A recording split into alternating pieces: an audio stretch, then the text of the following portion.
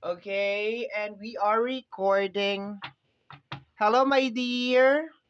Magandang umaga po sa ating lahat. Of course, kung hindi mo naman umaga napapanood ang ating reading, binabati na kita ngayon pa lang ng magandang tanghali, magandang hapon, at magandang gabi. Okay. So, hello, my dear Gemini. Welcome or welcome back sa ating YouTube channel. My name is RJ, your tarot card reader. At ang gagawin po natin ngayon is yung ating daily reading para po ito sa araw ng July 30, 2026. Titingnan po natin kung ano ang mga eksena, kaganapan at kung ano-ano pa na possible mong makasalubong sa araw na ito. Pero bago tayo magpatuloy sa ating reading, gusto ko munang kunin ito pagkakataon na ito na makapagpasalamat. Maraming salamat po sa ating mga abangers, sa mga walang sawang naghihintay at nag-aabang ng kanilang mga readings. Thank you very much. And of course, I would like to say thank you din po sa ating mga bagong subscribers. Hello my dear, welcome po sa ating channel. I hope na mag-enjoy po kayo dito. Excuse me. Mag-enjoy po kayo dito at sana yung mga readings na ginagawa natin ay nakakatulong po sa inyo or nakakatulong po sa ating lahat. Okay, start tayo sa tarot. And i-close natin siya, my dear, ng oracle card.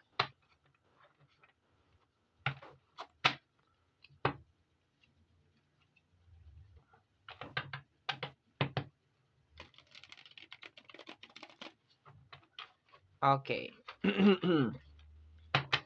Cut na natin into 3. Ano po ang meron para sa ating my dear Gemini para sa araw na ito? Ano ito? Ito ay si Hangman.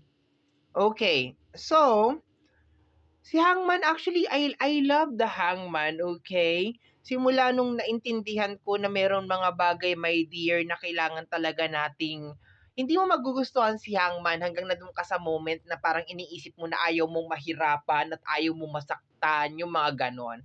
Pero once na nagkaroon ka na ng acceptance sa buhay mo na okay, kailangan ko talagang pagdaanan to and there's always a reason kung bakit ko kinakailangan pagdaanan to and you will be loving the Hangman, okay? Kasi kaya ayaw ng karamihan si Hangman, my dear, kasi sino ba naman matutuwa na malagay sa ganyan na sitwasyon? Pero aminin, pag nalalagay tayo, my dear, sa mga alanganin na sitwasyon, doon lumalabas ang ating mga hidden talent, mga hidden power. Okay, clarify natin yan. Paki-clarify po si Hangman. Paki-clarify. Uy. Ang dami ha. Babalik ko ba? Hindi. Wag natin ibalik. Okay. So, ang una kong nasilayan ay si Six of Sword. Okay. Si Six of Sword is, yes, umuusad naman siya. Yes, nagmo-move forward naman siya. Pero, may certain na tension. And ang tension na unang nandoon, my dear, is una sa emotion. Kung makikita mo yung left and right na water, magkaiba sila. Yung kabila is medyo wavy, yung kabila is kalmado. So, ibig sabihin, sa Six of Sword, nandito yung energy, my dear, that you are trying your best, okay, na maging kalmado, na mag-move forward. Ang second attention dito, my dear, is yung mga sword. Kasi normally, pag nag-move on ka or nag-move forward ka, iniiwan natin. Okay? Iniiwan natin kung ano man yung mga bagay na hindi hindi maganda. Kung ano man yung mga bagay na hindi maganda, my dear, yung mga bagay na possible na nagdulot ng pain, ng sakit, at kung ano-ano pa, my dear, iniiwan natin. Pero kung makikita mo dito sa Six of Sword, dala-dala niya ang mga sword. Okay? And very risky ang pagkakalagay ng mga sword kasi nakatayo siya, my dear, hindi siya nakahiga. So, there's a tendency na, kasi I remember, ito na naman tayo, share na naman tayo ng buhay natin. I remember nung bata pa ako, kasi sa probinsya, may bangka, baluto ba, no? So, sabi ng lola ko sa akin, dun sa itak, wag mong igaganyan ang paglagay. O kaya ilagay mo kasi may kaha yun, eh, may lalagyanan yun. Ilalagay mo kaagad sa kaha kasi baka tumusok doon sa boat, mabubutas yung boat. And totoo naman talaga siya, no? Kahit nasa isip ko, mabubutas ba? Kahoy naman 'tong tigas-tigas. Pero kumbaga parang just to be safe, okay, parang ilagay mo siya dun sa kaha or wag mo siyang ilalagay na parang nakatusok or parang nakaano kasi there's a tendency na mabutas niya kung ano man yung bagay na yon. And kahit 'di ba sa mga kahit anong mga lumulutang like salbabida, mga inflatable, 'di ba bawal yung mga sharp object. And kung makikita mo dito my dear, ayan 'no, ang pagkakalagay ng Six of Sword, okay, talagang nakaano siya, nakatayo talaga siya. So, anytime puwedeng puwede siyang bumaba diyaan. So, ano nangyayari dito ngayong araw na ito? Ang dami mo na naman sinasabi. Okay, ang nangyayari dito my dear is like nandoon naman yung acceptance. Like sabihin natin, oo, kung ano man yung sitwasyon na kinabibilangan mo ngayon, probably baka alam na ng self-conscious mind mo, my dear, na parang, okay, eto na to, wala na akong magagawa. Pero at the same time, may konting tension pa rin, my dear Gemini. There's a little bit tension, my dear, na nangyayari dito. So, probably, nandun ka sa moment. At saka kung makikita mo, kung paano nila i-separate, my dear, yung two of swords sa apat na sword, 'di ba? So kung makikita mo magkakasama yung four, okay, yung apat na sword at saka yung dalawang sword, okay? Kasi ang two of sword is energy yan ng denial. And at the same time, yung four of sword is energy ng rest, okay? So, for some of you, just take it really, really slow, my dear, okay? Kasi baka nandun ka sa moment na nag-aagaw talaga yung energy mo ngayong araw na to na okay, pero at the same time may konting gigil ka sa kung ano man yung sana hindi kung hindi ko sana ganito, kundi sana ganyan, hindi sana may mga gano'n na senaryo, no? No? Um, naintindihan ba o hindi naintindihan? Okay, yung typical, my dear, na 'di ba kunyari, kunyari nagpunta ka ng palengke, tapos paalis ka pa lang ng bahay, sinasabi mo na sa sarili mo na, sana hindi ko hindi, wag mo dadalhin lahat ng pera, wag mo dadalhin lang pera. Ang ginawa mo, dinala mo lahat ng pera. Ngayon pag-uwi mo, wala ka ng pera kasi 'di ba? So nandodoon yung regret na sana sinunod ko na lang yung intuition ko na hindi ko na lang sana dinala lahat ng pera. Yung gano'n, there's a certain na gano'n na energy, my dear, and depende yan sa sitwasyon ninyo. Hindi ko naman sinasabi na gano'n talaga eksakto yung sitwasyon or scenario, pero there's a tendency na gano'n. Pero yes, there's a part sa card na ito na oo, naiintindihan mo or tinatanggap mo may sa pilitan na pagtanggap, sabihin na lang natin. Pero may tension, my dear, about your situation. Like, meron area, kumbaga parang 50-50, no? Yung 50 is, yes, nandito na ako sa sitwasyon na to, wala na akong magagawa. Like, sa pilitan na pagtanggap. Pero sa kabila naman is like more on like, hindi sana ako mapupunta sa ganitong sitwasyon kung hindi ganito, kung hindi ganyan, kung hindi ganon. Okay? So anyway, pero ang pinaka-highlight dito is the major arcana, which is the hangman. So, sinasabi dito, my dear, na everything happened for a reason. Hindi ka naman ilalagay dyan, my dear, nang walang dahilan. Next card natin is the energy of the Knight of Sword. Aggressive na energy. And we have here the Queen of Pentacles. Okay. So, anong nangyayari dito is like, medyo naka-fast forward tayo, okay? Salamat sa energy ng ating Knight of Sword. Pinasalamatan talaga si Knight of Sword, no? Um, Parang gusto mong makaalis na kaagad dun sa isang sitwasyon. Pero sad to say, like, probably it will take time, my dear, bago ka talaga makaalis sa sitwasyon na yan. Okay? Or kung meron man mga problema, hindi talaga siya kaagad mare-resolve. So, ang masasabi ko lang, my dear Gemini, as long as meron kang ginagawa araw-araw para ma-resolve ang problem, wala tayong magiging problema. Pero kung pipilitin mo lang talagang i-rewind ang nakaraan at pilitin baguhin, there's a tendency, my dear, na ma-consume nung energy na yon yung mga dapat kung saan ka dapat nakapokus. So, dapat dito ka nakapokus, pero doon ka nakapokus, my dear, okay? So, nangyari na ang nangyari, my dear Gemini, wala na tayong magagawa. Okay? Next card natin over here is the energy of the Ten of Wands and the energy of the Hierophant. Okay. halo-halo yung nakukuha ko dito, my dear. So, for some of you is probably kasalanan nyo rin talaga kung bakit nangyari yan. For some of you naman is kasalanan ng ibang tao.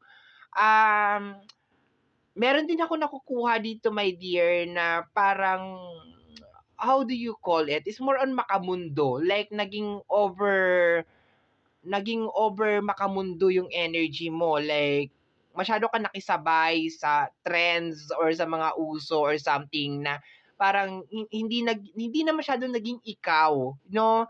And marami kasi yung ganyan na nangyayari nowadays na papagawa ng bahay, hindi naman pala niya gusto yung bahay na yun, ginawa niya lang kasi 'di ba, nakita niya na nauuso, pero hindi naman talaga niya gusto, 'di ba? Ang buhay kasi natin, my dear Gemini, is hindi dahil sa kung ano yung gusto ng ibang tao, dahil kung ano yung gusto natin. Ngayon, kung tatakbo ang buhay mo at yung mga action mo is naka-base sa kung ano yung sasabihin ng ibang tao or kung anong gusto ng ibang tao, eh, posibleng hindi ka talaga magiging masaya. Posibleng magkaroon ka ng napakalaking bahay or magkaroon ka ng kotse, pero kung hindi mo talaga gusto yan, kung hindi talaga yan ang tinitibok ng puso mo, magiging miserable ka pa rin talaga. 'Di ba? Like nagkaroon ka ng napakalaking bahay, pero hindi mo naman gusto kung nasaan yung location ng CR, yung sala, yung kwarto. So, hindi ka pa rin talaga magiging masaya. Mas gugustuhin mo na lang na meron ka maliit na bahay, basta alam mo yung mga location is yung sala mo, yung kwarto mo, yung CR is dun mo talaga siya gusto na naka-locate, 'di ba? Hindi kasi yan sa kagustuhan ng ibang tao, eh. Sa kagustuhan mo talaga lagi yan, my dear. So, ang ano ko dito, my dear, is probably baka lately medyo naging out of control ka talaga sa iyong sarili. Pero okay lang 'yan as long as nare-recognize mo siya, as long as nakikita mo talaga na merong something off and you are willing, my dear Gemini, na baguhin kung ano man 'tong bagay na ito slowly but surely, dahan-dahan, hindi overnight, hindi biglaan, hindi instant, eh, I think magbabago at magbabago din naman ito. Okay? Kasi may certain pressure dito, my dear. Okay? May certain pressure. Okay, para sa naghihintay ng relationship, may certain pressure din sa relationship kasi ang naglalabas dito ng energy ng relationship is si Hierophant at saka si energy ng Six of Swords. Sila ang nakukuhaan ko ng energy ng relationship or ng connection. Ngayon, may certain na bigat sa energy ng Ten of Wands, okay? So, probably baka gusto mo nang matapos kaagad to, gusto mo nang ma-resolve, pero sad to say, parang hindi siya kaagad-agad matatapos. Okay, it takes time. Para dun sa mga kagagaling lang sa breakup, hindi kayo kaagad makaka-move on. Of course, merong healing process. So, you need to undergo dun sa healing process na yon. Para naman dun sa mga nandoon pa rin sa relationship as of this moment and merong certain na pressure, ramdam nyo pa rin yung pressure kasi nasa hangman pa rin kayo. So, kailangan lang siguro ninyong mag-focus talaga na dinaan ako dito for a specific reason. Merong dahilan, merong gustong ipakita sa iyo, my dear. Okay? Let me see. Last two cards, Gemini. July 30, 2026. Tingnan natin. Tapos i-close natin ng oracle card. Close natin siya ng oracle card. Okay, what is this? We have here the energy of the justice card. Okay, parang merong hindi balance or hindi fair. It is unfair, parang ganon. Okay, tingnan natin. We have here the energy of the Four of Sword. Okay. Mhm. I think pagod for some of you and the energy of the Page of Cups. Emotion, emotion. No, very emotional tayo today, my dear Gemini, about sa isang sitwasyon, okay? But for some of you is kinakailangan lang talaga ninyo i-trust ang process. Gusto ninyo ng death card, gusto ninyo ng ending, gusto ninyo ng transformation. And ayoko sabihin na hindi mangyayari ang death card. Mangyayari siya, pero you need to be realistic, my dear, na may mga bagay na hindi siya instant, hindi siya automatic. Kagaya nga ng sinabi ko kanina, for some of you is nasa healing process kayo, no? So, hindi ninyo mamamadali yan. And kung may kinalaman naman sa sitwasyon ninyo, as long as every day is meron kayong gagawin para mabago yung sitwasyon ninyo, eventually makakarating at makakarating din tayo, my dear, dun sa gusto mong sa destination, no? Sa gusto mong mangyari. Okay, oracle card na tayo. Oracle card, let me see.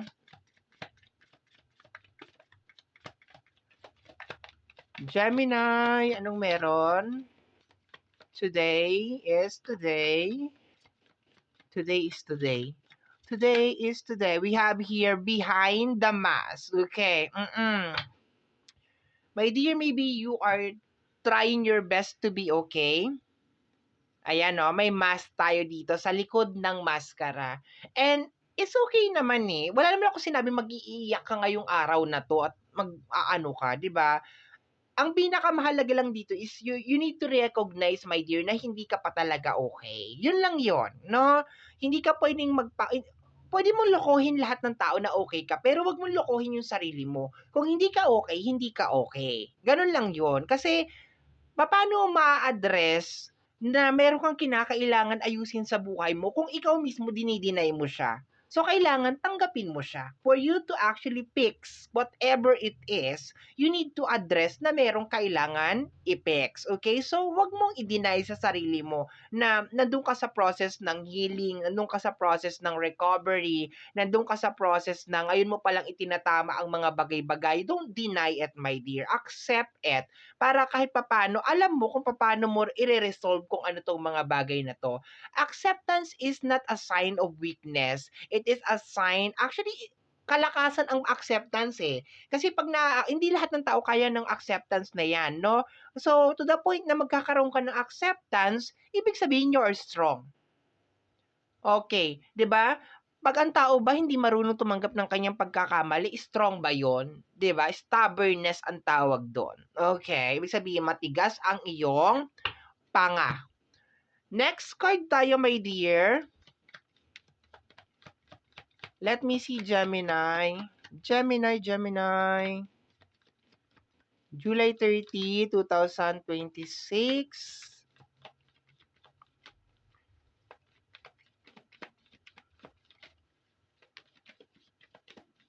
Baka for some of you, kailangan lang talaga ninyong magpahinga. You just need to take a rest.